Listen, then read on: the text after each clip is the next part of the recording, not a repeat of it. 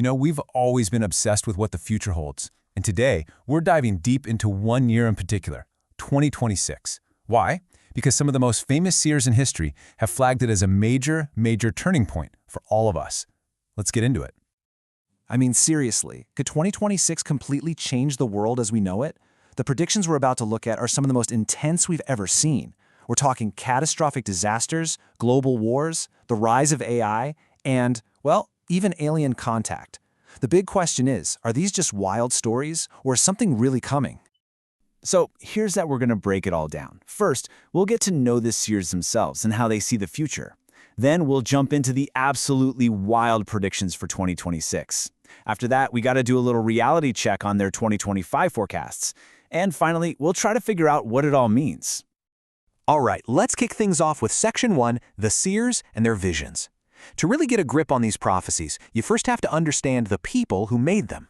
We're going to look at two legendary figures from the past and one modern prophet who's making some serious waves right now. First up, you knew he'd be on the list. The OG prophet, Nostradamus. He was a French doctor and poet way back in the 16th century. And he didn't just write down his predictions, he wrote them as these cryptic four-line poems. And here's the kicker. They are famously incredibly vague, which means people can interpret them in all sorts of ways. And yet, even with that vagueness, his followers swear he nailed some of the biggest events in history. I mean, we're talking about the rise of Napoleon, the chaos of World War II, and even the assassination of JFK, all things that happened centuries after he was gone. Whether you think it's pure coincidence or actual foresight, that's the reason we're still talking about him today. Okay, next up is Baba Vanga. You might have heard of her as the Nostradamus of the Balkans. She was a Bulgarian mystic, and her story is just incredible. She lost her sight in a freak storm when she was only 12 years old, and it was right after that, she said, that her visions of the future began. Now, unlike Nostradamus' poems, her prophecies were spoken and way more direct. Her most famous one? It's downright chilling. She spoke of steel birds attacking American brethren, which many believe was a direct prediction of the 9/11 attacks. It's that kind of specificity that makes people sit up and listen. So you can see the huge difference in their styles, right? With Nostradamus, you get these poetic puzzles that people usually figure out after something happens. But with Baba Vanga, you got spoken warnings, sometimes with actual dates attached, that her followers would write down. It's a whole different ballgame. And that brings us to the present day, and a man named Athos Salomé. He's a Brazilian prophet who's been called the living Nostradamus, and for good reason. He's gotten a lot of attention for some pretty recent calls that were shockingly accurate, including, get this, the COVID-19 pandemic and the death of Queen Elizabeth II. So yeah, people are definitely paying attention to what he says is next.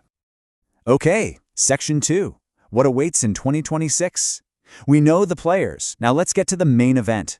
What did these three seers actually predict for the year 2026?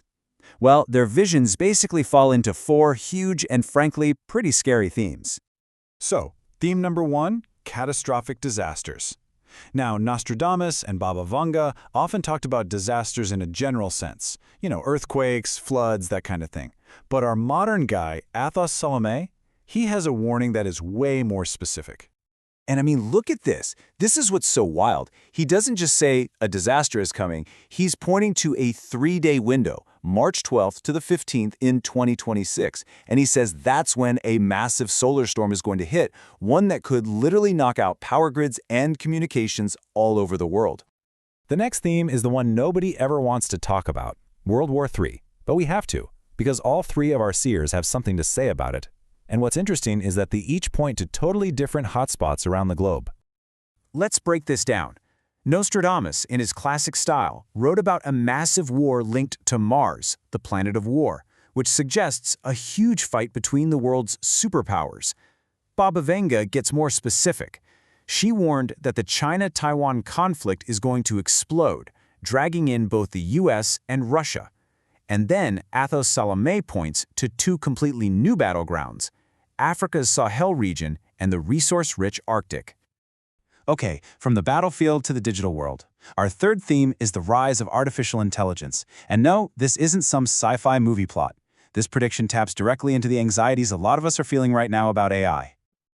Baba Vanga's vision for AI in 2026 was particularly dark. She didn't just see it as a cool new tool. She saw it as a force that's going to completely tear apart our social structure. Sure, we're talking about a ton of jobs being lost, but she also warned of something much deeper. AI actually starting to control and manipulate the way we think. All right, buckle up. For our fourth and final theme for 2026, we are leaving Earth entirely. This might be the single most mind-blowing prediction of them all. First contact. And guess who's back with the stunningly precise details? Baba Vanga. She predicted that in November of 2026, just a couple years from now, humanity is going to have its first official, can't-deny-it encounter with alien life. A massive spacecraft, she said, will enter our atmosphere. Is it a friendly visit? An invasion? She didn't say, but wow, if that's true, it changes everything. Okay, Section 3. We've just heard some absolutely world-changing predictions. But before we all start prepping for 2026, we have to do a reality check. I mean, a prophet is only as good as their track record, right? So let's take a quick look back and see how they did with their predictions for 2025. So, how did they do? Well, this report card kind of speaks for itself. Predictions of a big new war starting, aliens showing up, even telepathic communication, all clear misses for 2025. A new pandemic didn't happen either. The only thing you could maybe call a hit was a super vague prediction from Nostradamus about a disaster. The bottom line is, their recent accuracy is questionable to say the least. So where does that leave us? It's a real puzzle. We have these incredible, dramatic, almost unbelievable predictions for 2026, but they're coming from sources with a really spotty track record. It really makes you question the whole idea of prophecy itself. Are these real glimpses of the future, or are they just reflecting back our own biggest fears? And that right there is the ultimate question I want to leave you with. Are we supposed to look at these prophecies as a terrifying, locked-in destiny that we can't do anything about? Or are they more like warnings, a heads up about a potential future that we, with the choices we make today, might actually have the power to change, or maybe even avoid altogether? Maybe the future isn't written just yet,